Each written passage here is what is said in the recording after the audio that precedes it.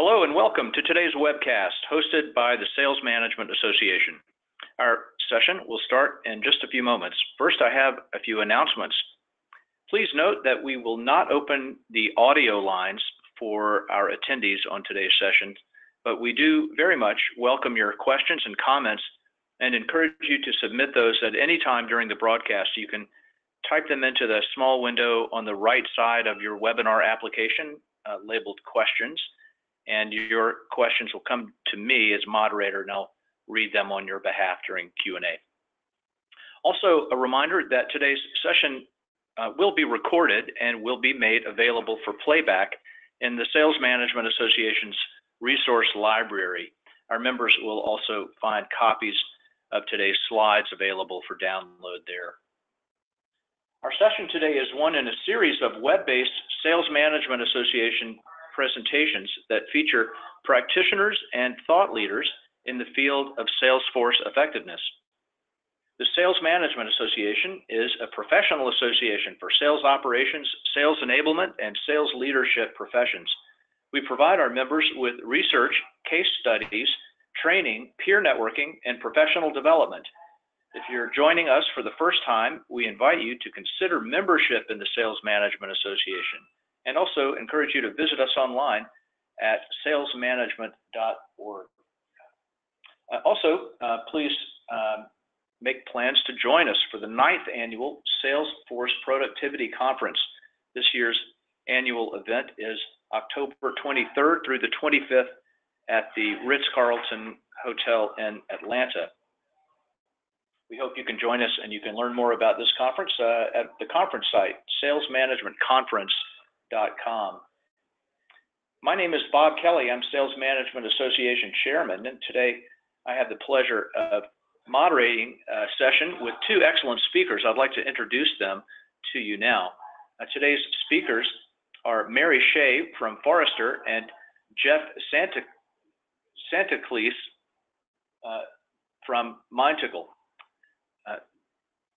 Santelices, forgive me, Jeff. You know, before the day is out, I will have mastered your last name, but forgive me. No worries whatsoever. Getting it right there. Let me first introduce Mary. Mary Shea is Principal Analyst serving Forrester's business-to-business marketing professionals. In this role, she conducts research on the evolving B2B buyer and advises clients on how to adapt, organize, and enable their marketers, sellers, and channel partners. Mary previously held general management, business development, and marketing positions in several research and consulting firms. She began her career at Forrester in 1996 and spent 5 years as a regional sales manager there before later rejoining the firm in 2015. Mary's joined today by Jeff Santelices, who is Chief Revenue Officer at MindTickle, a sales enablement platform equipping salespeople with the knowledge and skills needed to drive revenue. At MindTickle, Jeff leads global sales and sales operations teams, currently driving exceptional growth for the firm. Before joining MindTickle, Jeff was Chief Strategy and Delivery Officer at Aptus, a provider of CPQ, contract management, e-commerce, and revenue management software. Before that, he held sales leadership roles at Webroot, TrackVia, Hyperic, and Choreo, and held management roles at Rokel and A.T. Kearney. Well, thank you very much, Mary Shea from Forrester and Jeff Santelices from MindTickle for being with us today. It's great to have you. Welcome to you both. Well, fantastic. It's great to be here. Thank you so much, Bob. And I'm really looking forward to sharing this content with everyone in the audience, as well as being part of the discussion with Jeff, who has obviously a very fantastic background in terms of his operational leadership and what he brings to the table. So let's kick things off and dive right in. As most of you know who are on the call today, modern buyers are mandating a much higher level of readiness as they become more and more demanding in their expectations of interactions and engagement with salespeople. So for the next, half an hour or so, I'm going to take you through some very big trends that are happening that are really impacting the world of sales enablement and some of the technologies that are emerging in this category. We'll talk a little bit about buyer-seller dynamics. And then I really want to dive into some new research that hasn't even been published yet. And this is actually the first audience that will publicly get access to it, which really shows what the impact of having the right sales enablement tool set in place can do for your organization. And the lift and some of the other benefits are actually exponential. And I'm very, very excited to share that with you. So with that, let's get started with some of the big trends that I wanted to talk about. The way I'm kind of looking at this is that sales enablement is having a moment. I mean, there's so many different companies out there, whether they're emerging technology vendors, new technologies that are becoming more and more robust. And the buyer-seller dynamic is way more sophisticated than it's ever been before. And so as I look at this continuum here, I think that sales enablement is very well poised to really finally bring marketers, sellers, and buyers closer together and in alignment in ways that CRM and marketing automation was never able to do. You know, without going back into too deep a history here, when you think about CRM, you know, it's really never intended to enable the seller. It was intended to facilitate and accelerate billing and getting paid.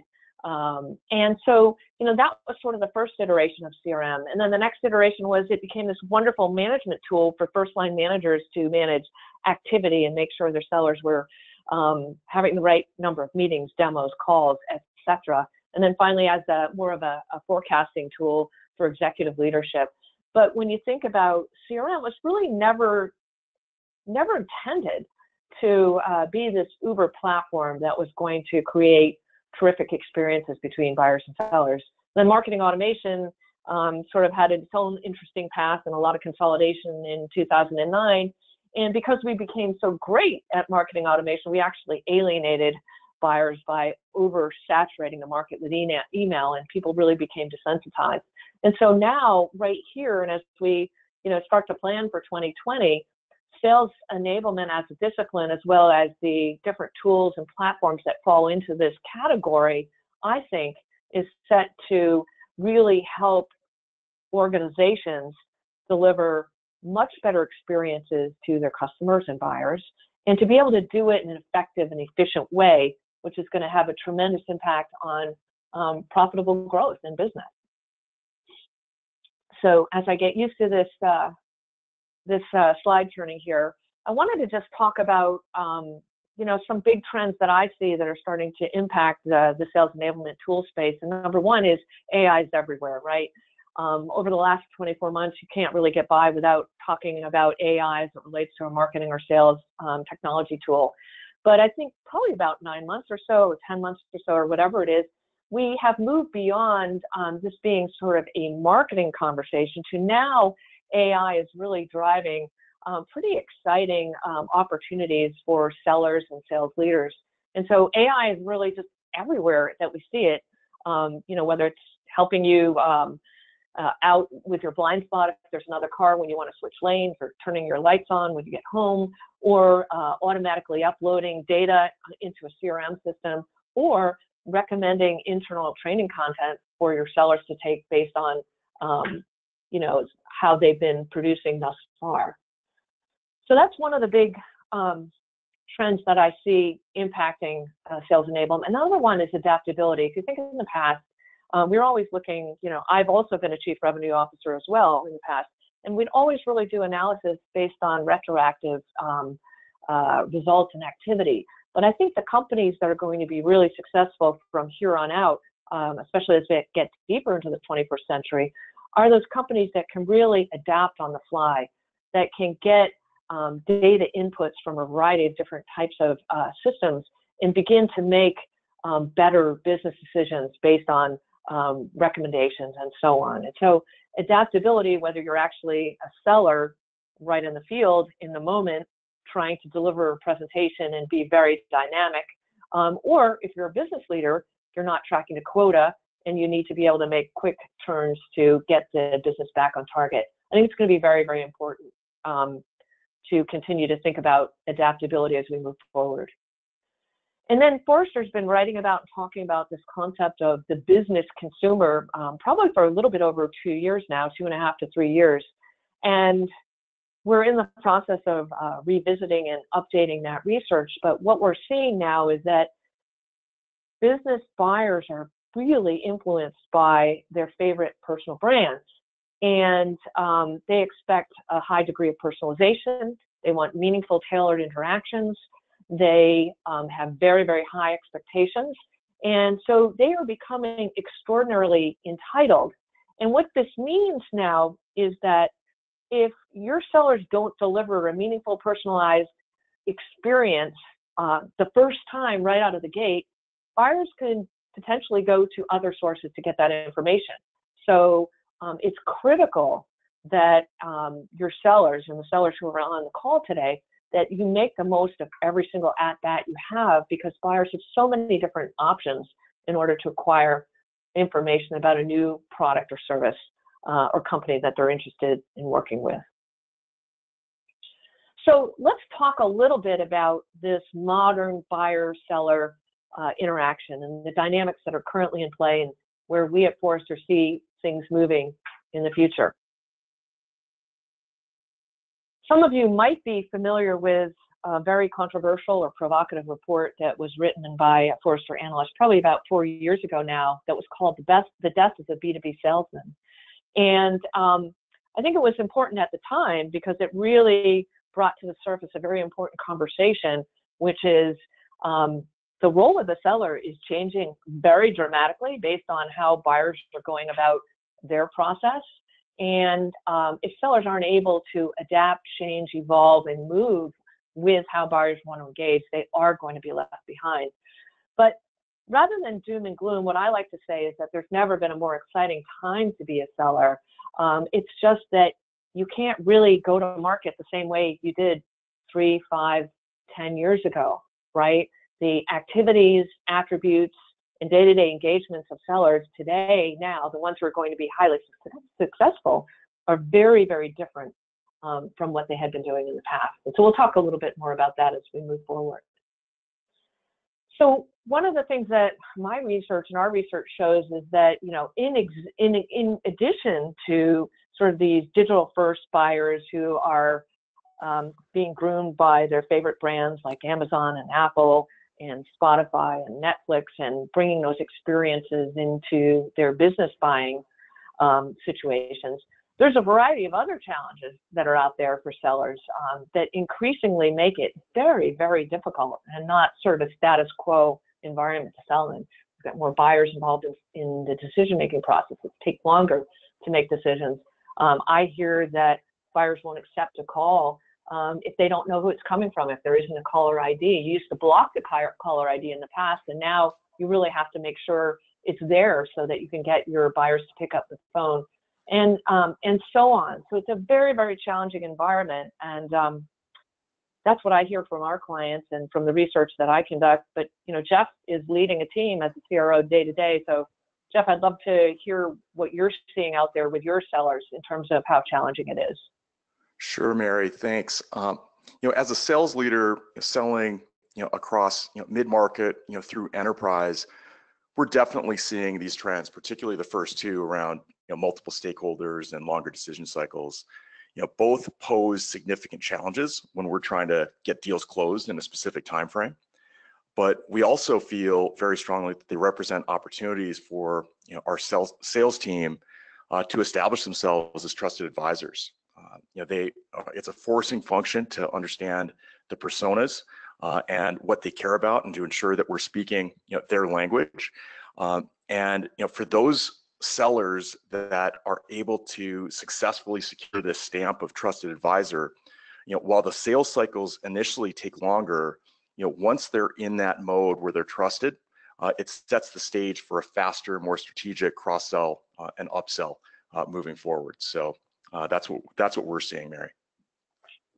I really like how you're thinking about that, Jeff, because so often when you think about longer sales cycles or more stakeholders, it always sort of conjures up a negative image because it's slowing the deal velocity down. But I love how you're thinking about it in terms of just an opportunity to get a deeper connection and understanding of all of the different people you're going to work with. And that must really set your organization up really well down the road as you continue to add value to the relationship. Absolutely. Great. All right, so some other trends, that we're seeing here, and some of this you might have seen from Forrester or hear out there, but this idea of digitally oriented buyers is continuing. So our research shows that 68% of B2B buyers prefer to research online, and that is up 15% from 2015. So these buyers, what we call, are very, self-directed and independent. So as a result of sort of the buyer-seller dynamics, the proliferation of information in digital forums, whether that's through social networks, through peer review sites like G2 Crowd, whether it's through personal peer networks, is really combining with some of these other challenges that we've talked about to make it a very, very difficult world for B2B sellers. And so that's one of the reasons that we see sales enablement really moving up the value chain at organizations of all shapes and sizes. I think if you think about sales enablement more broadly, in the past, we really thought about sales enablement as sort of helping companies get access, give their sellers access to the right content to be shared at the right point in the sales cycle. Or we thought about sales training, or maybe we thought about putting together sales kickoff meetings once a year to get the team motivated and amped up. But now what our research shows is that sales enablement as a function, as a discipline, is becoming mission critical to businesses of all shapes and sizes. And we're already starting to see budgets increase and reporting structures change, where enablement in some cases is actually reporting into the C-suite. So if we have some sales enablement practitioners on the phone today, on the call today, you're in the catbird seat, you're in the hot seat, you're in a great place to make a very significant impact in your organization, and we'll talk more about that. So to that end, Forrester is just in the process of completing a series of 5 research reports that have been authored by myself, Lori Wisdo, and Laura Ramos, that are going to really look at what does sales enablement mean in the 21st century, in a modern world, in a digital-first world.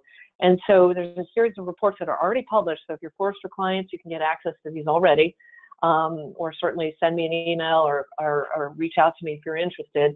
The future of sales enablement is the C-suite. That's just what I talked about, which is sales enablement becoming more mission critical and having higher visibility in the organizations. And I really talk about how we think about defining sales enablement. Also, we have an assessment that Laura Ramos created, which allows you to actually go on the Forrester site and assess the maturity of your sales enablement in your organization.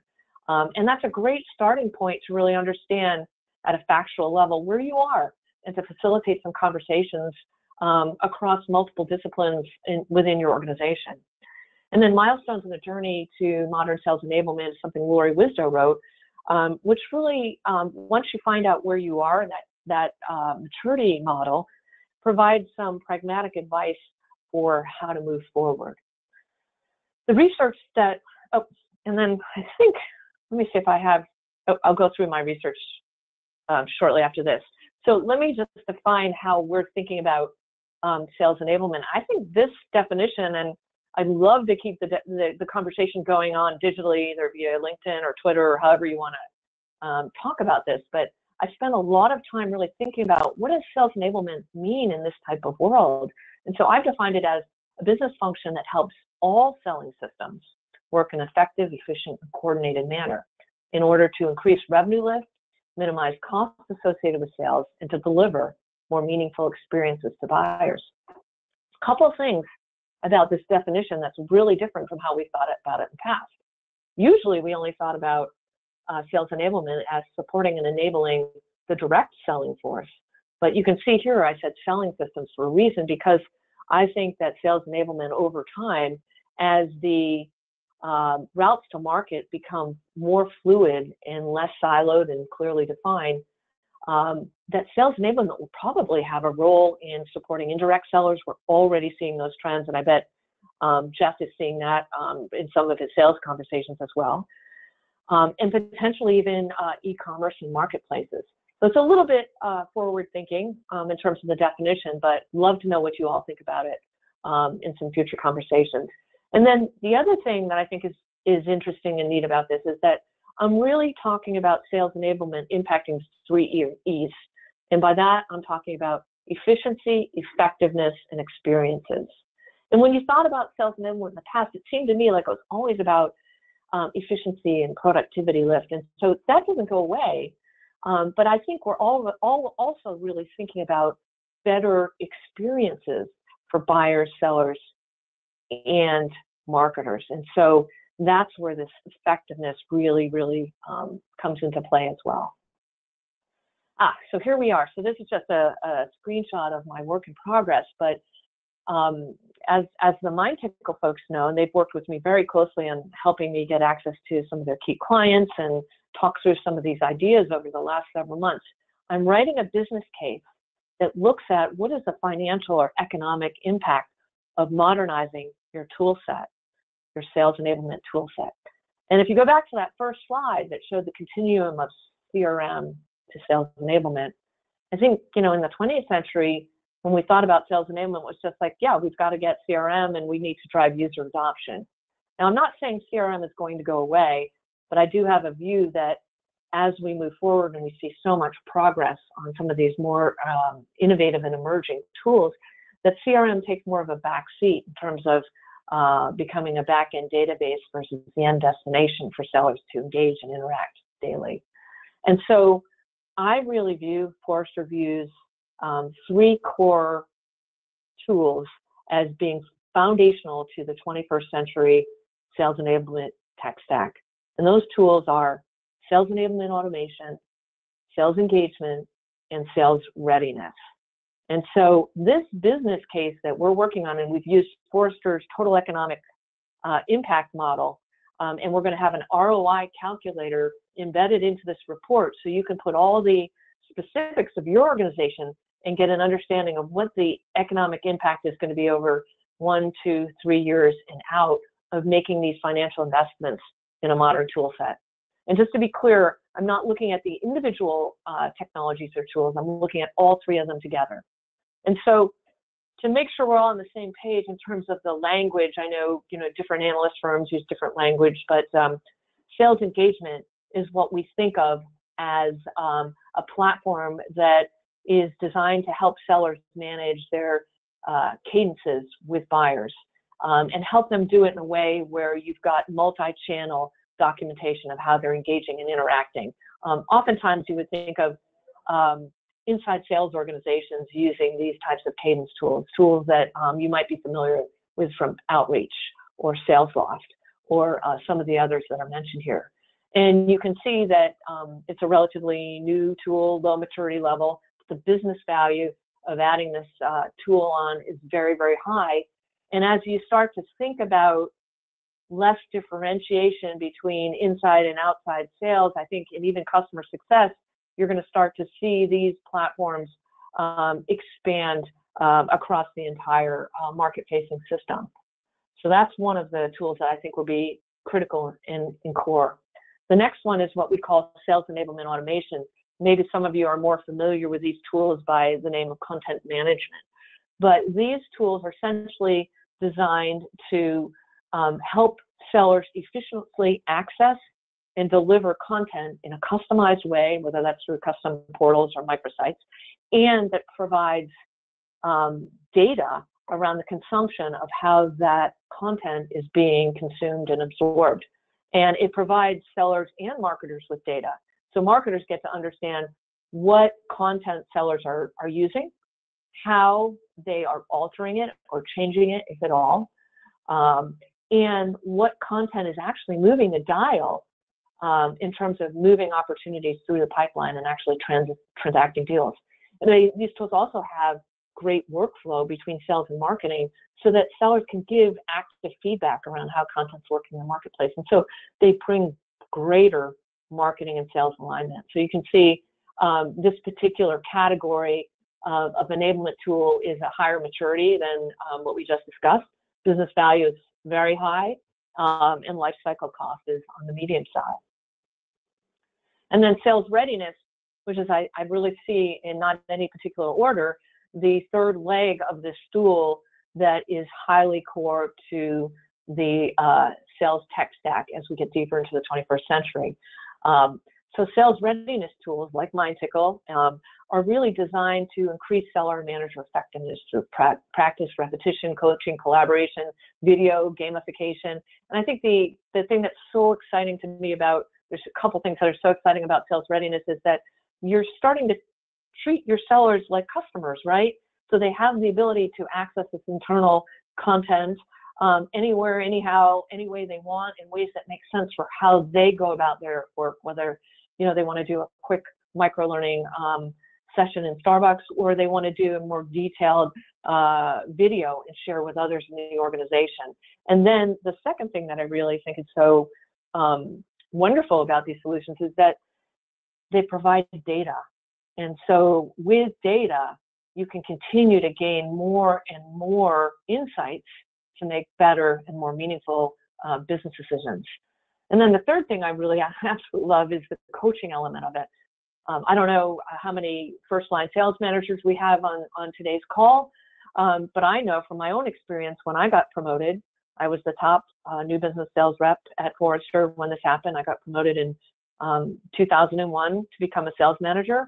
And it was a rocky road. And I learned really the hard way. And unfortunately, my direct reports did as well. So now these sales readiness solutions are really tailoring their capabilities to help and coach and advise that first-line sales manager, who's really in one of the most important roles across the entire sales organization, if you think about it, and have been historically under-supported. So now that we've got the language sort of set, let's talk about what competencies are required to be really successful in sales enablement. And I'll talk a little bit about the maturity assessment, particularly in case anyone's interested in taking it or wants to talk to me about it in more detail. But we really broke down the competencies into 5 key areas: strategy, process, insights, technology, and talent. And we established sort of benchmarks for beginner, intermediate, and advanced on all of these competency areas. And you can see exactly what we're talking about. Do you essentially, make all of your enablement strategies buyer-centric? Are you able to really tightly coordinate marketing and sales activities around a particular segment? Do all of your market-facing systems talk to each other and integrate so that every seller or marketer has a complete 360-degree view of every customer interaction, so you can have intelligent conversations? Are you really leveraging machine learning and AI to the highest potential to provide recommendations to your management and sellers so that they can be more effective in their jobs, and so on? I won't go through all of this, but this gives you an idea. And I'll just share with you that we're Forrester, so we're not easy graders. Don't be discouraged if you take the assessment and find out you're somewhere in the range, the beginner to immediate range. We only had 5% of our clients who took this fall into the advanced category. And I would say 90% were really somewhere on the cusp of beginner and intermediate. So as you can see, there's a lot of work to be done. There's tools that need to be assessed, evaluated, acquired, rolled out. And there's strategies that need to be reimagined with the buyer at the center of them, rather than sort of these inside-out approaches that we're all familiar with. And, while the sample size is still relatively small at this point, what we found from this research is something that I think is so exciting here, and it's very nascent, but you can see that there's a very clear correlation around sales enablement maturity and companies' ability to meet and exceed revenues. And while most all of these companies are still, profoundly in the beginner range, I think this correlation with maturity and revenue growth can't be argued. And so love to turn the conversation over to Jeff to see if this resonates with what he's hearing in the market and with MindTickle's clients. Great. I agree wholeheartedly with this research, Mary. At MindTickle, we're engaged with a wide array of organizations from mid-market to Fortune 100 across all geos and verticals. But from across the customer base, each of these organizations has recognized the importance of investments in this arena. And they're becoming more sophisticated and innovative with the programs that they're running. And as they move up the maturity curve, they're also better able to track the impact that those investments are having on their overall business. I like the word correlate here, as most of the organizations that we're engaged with are typically starting with a multitude of programs and point solutions that are deployed, all having some level of impact. So it's very hard to isolate causation, but getting to clear correlation, in my opinion, is a significant leap forward in measurability for sales enablement. So hopefully that gives a bit of perspective. Yeah, thanks for sharing that, Jeff. And I agree with you. It's when we go out at Forrester and we have conversations with business leaders and practitioners and sales enablement leaders, and we ask them, what's the impact of these investments? No one can really get to a number. And so that's really what I'm trying to do in this research that I'm looking at right now. And I'm giving right now, we'll talk about some of the findings. So what we found is that organizations that have access to these core sales enablement tools, sales engagement, sales enablement automation, and sales readiness, are able to drive some very significant lift. And so the research showed that bookings by rep increased by 20% in organizations after they rolled out or had all three tools in place. But before we were able to do this ROI analysis, we could just get practitioners to say quotes like what we see on the side here. It unequivocally helps us get more closed business, but I can't tell you what that number is. So we're really excited to be able to get to the heart of some of this. And so just want to kind of finish off my piece of the discussion here today, and then Jeff has some other things to share with you. And this section is really why sales readiness and why now? And I think if it's not obvious already, I think it will be. You can see as well, again, thinking about these core tools, again, sales readiness in conjunction with the other two that we mentioned. And the final research is showing that organizations that roll these out will get about a 20% commercial uplift on their results. As a former CRO, I would do anything, almost anything, to get that kind of result. And so I think it's very, very, very, very exciting here. And you can see one of the anonymized interviews from an executive vice president at an insurance company. The other thing, in addition to the revenue lift, what these tools do, and sales readiness in particular, is they drive greater rep efficiency. And so in this case here, I talked to someone at LinkedIn who's actually a MindTickle customer, who told me that their ramp time for new hires decreased by 50%. So our broader research, not looking just at LinkedIn, but all of the companies that we surveyed and did qualitative interviews, showed us that you can expect a decrease of somewhere in the range of 25 to 50% in ramp time or productivity time to first deal for rep, depending on how what types of KPIs your organization might look at. But again, I mean, this is something I think as a head of sales, that if you could package this up and bottle it and sell it, people would pay anything to have it. It's a huge, huge impact.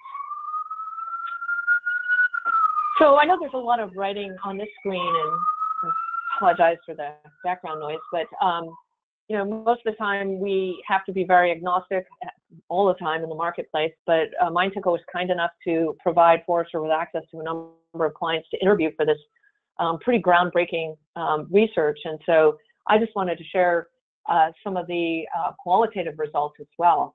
And you can see, I won't read all of these, but the first one, before MindTickle, our sales training was not really an organized program. Now, from the moment a sales rep comes in the seat, they're set up with MindTickle, they're progressing through the curriculum. Beyond cutting the ramp time nearly in half, has really helped with the sales organization. I had all kinds of other quotes that I got as well, which is, one highly tenured sales rep was really against this type of training and didn't think that he needed it.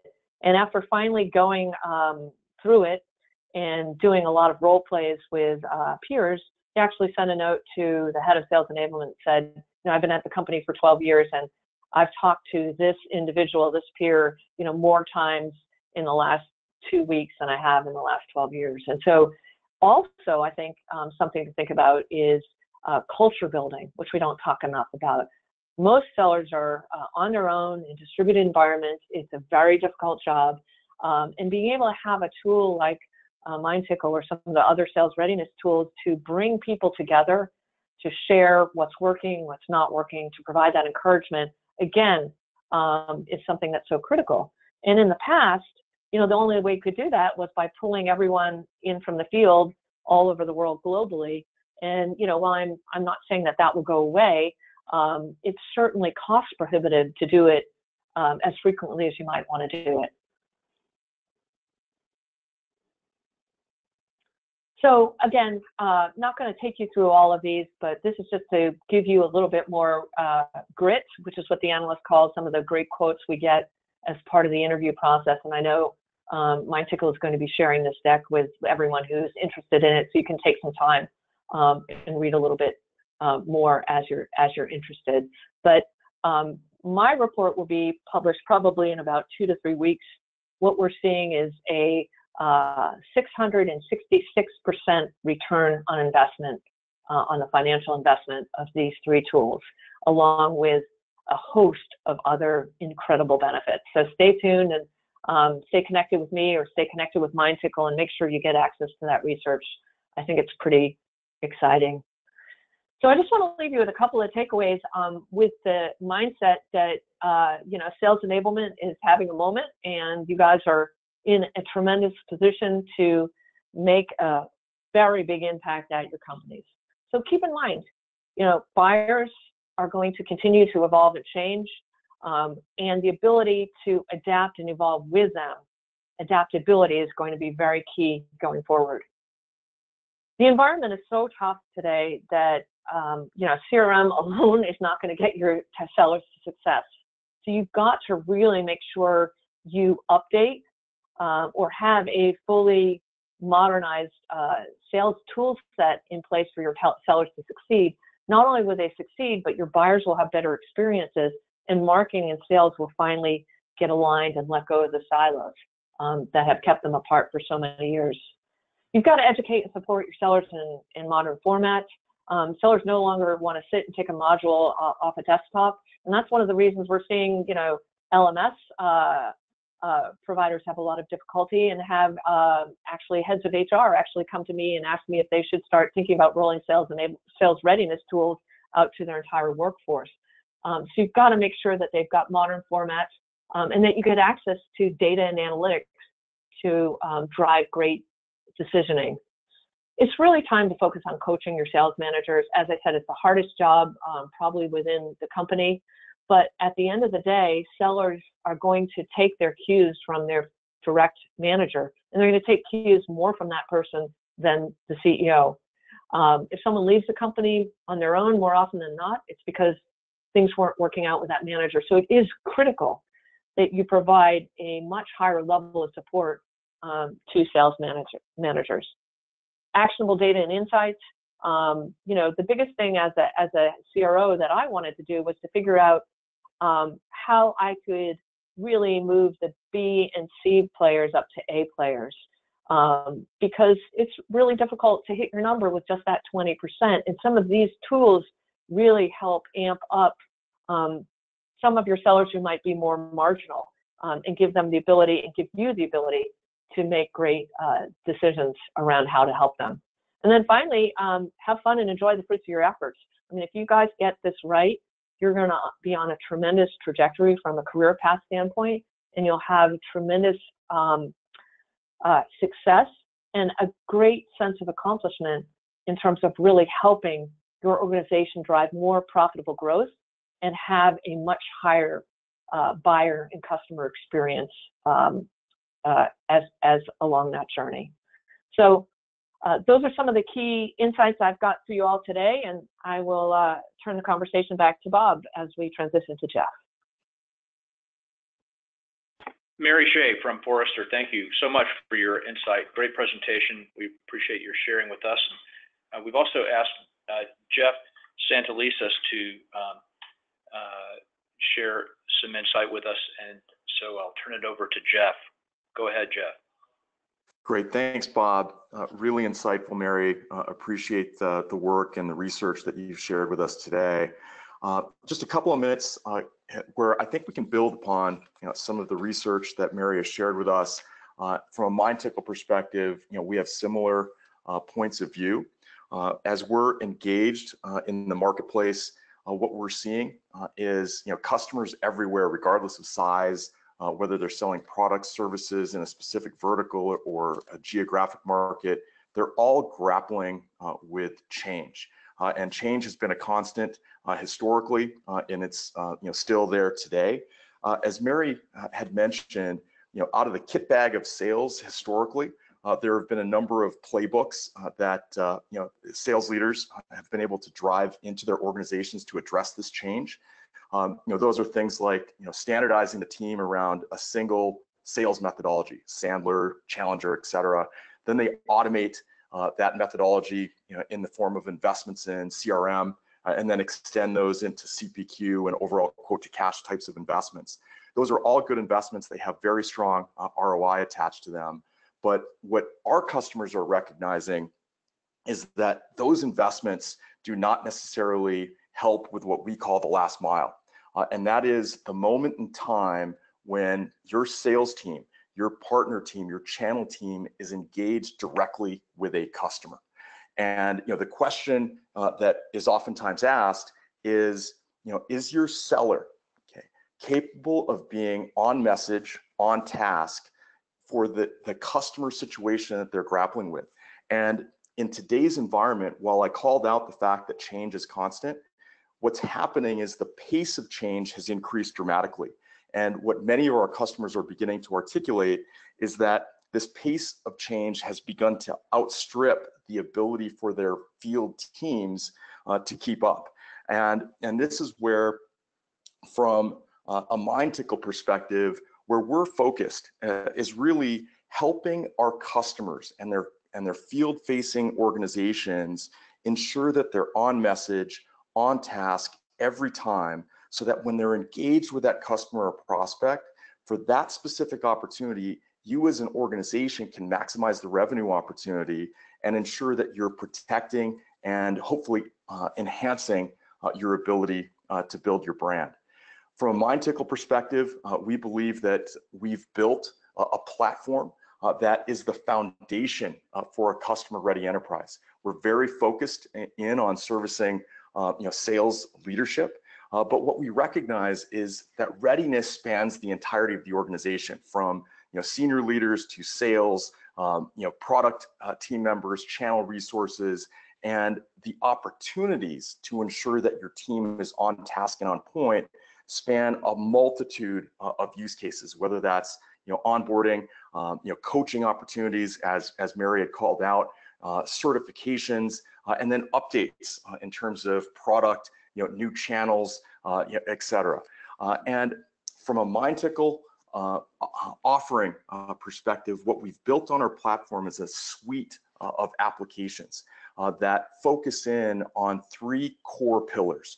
First, building knowledge for our constituents, so our sellers, ensuring that knowledge is on point, on task for the specific pursuit, engagement, where they are in the life cycle, providing them, once they've captured that knowledge, with a safe place to actually transform that knowledge into actionable skills. And then whether it's in the role plays themselves or in live engagement with customers and prospects, an opportunity for those frontline managers to provide constructive feedback and coaching to ensure that those sellers continue to get better. Critically for us is the user experience. So we believe what we've seen, what we've heard, what we know is that the sales audience is probably the toughest audience in the enterprise. And what we've built is a purpose-built platform to ensure that sales is engaged and that we're providing all of these applications where our customers, the sellers themselves, are already operating inside of Salesforce, inside of their CRM, on a mobile application.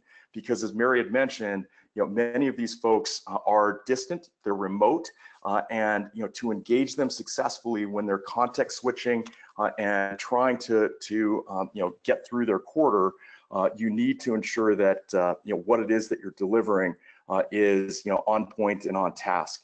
We're also recognizing as we continue to go to market that while MindTickle has a platform that is incredibly rich, and all of these are built on a single data model that allows for deep data and analytics, there are many customers that are out there that have already made significant investments in CRM and across the enablement framework.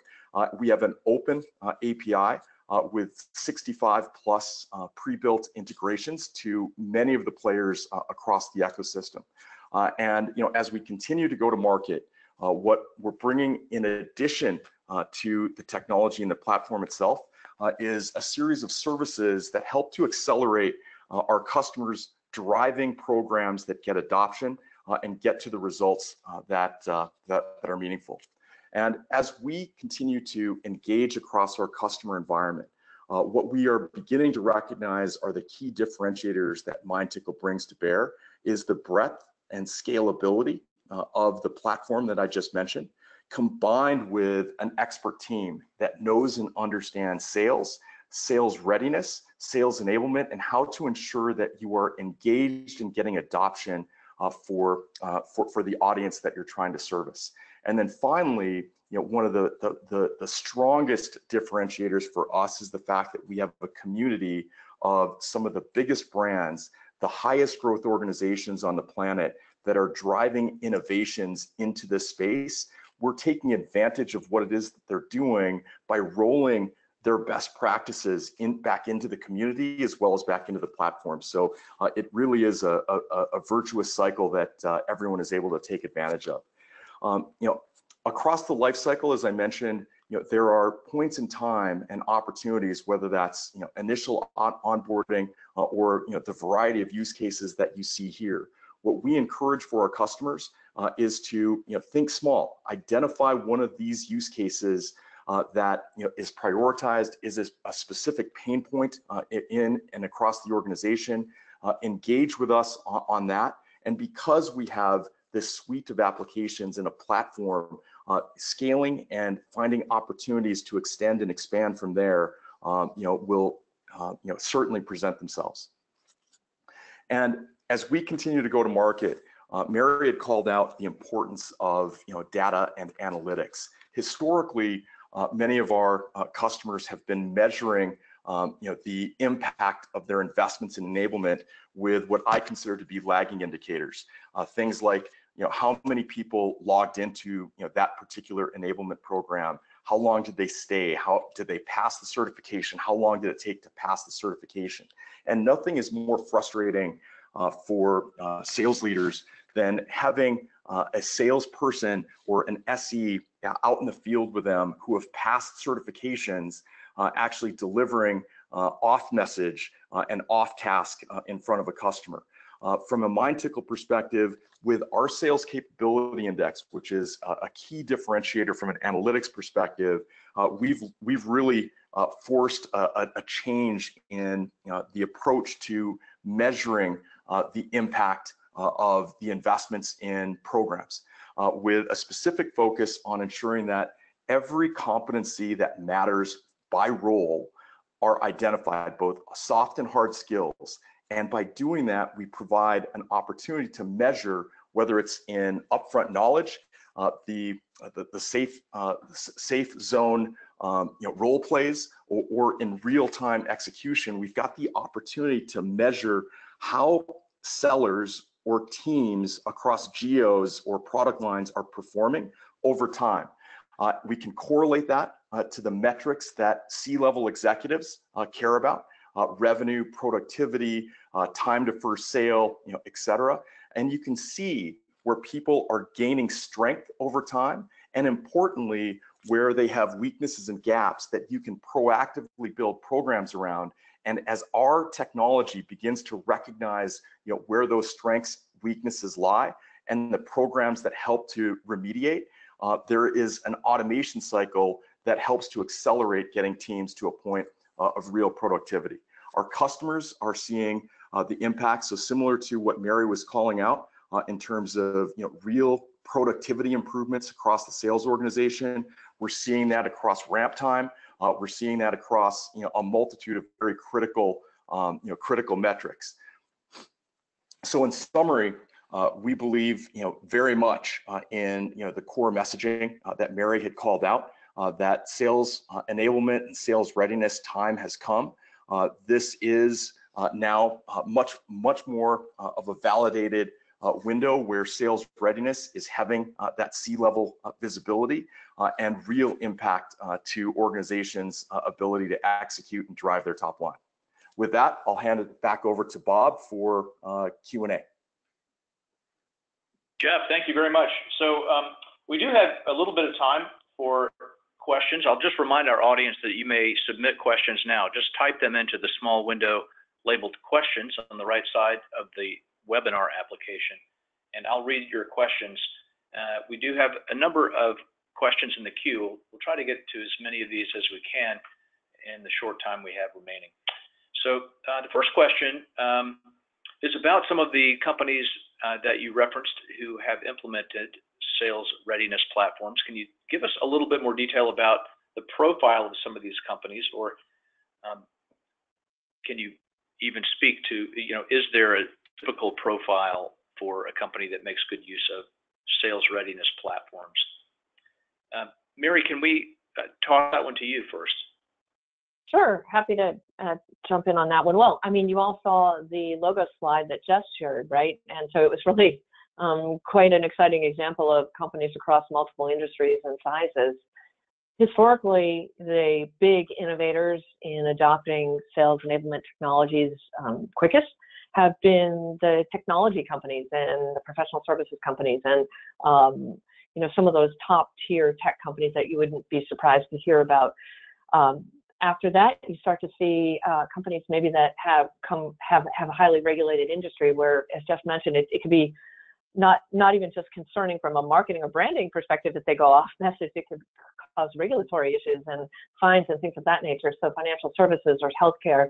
And now we're really just seeing the need to really arm sellers and to put them on equal footing with buyers really across all kinds of industries. So initially, I would say some of the usual suspects that you would expect to be innovators, but now we're really seeing companies that maybe even traditionally more you'd think of as laggards or traditional manufacturing or CPG companies roll out these solutions. And now we're also seeing, as I mentioned earlier in the discussion, companies getting exponential value from them and realizing that a large portion of their sales comes through the indirect channel. And so now they're starting to really figure out how to enable indirect sellers. I see that as a really big next tranche of users.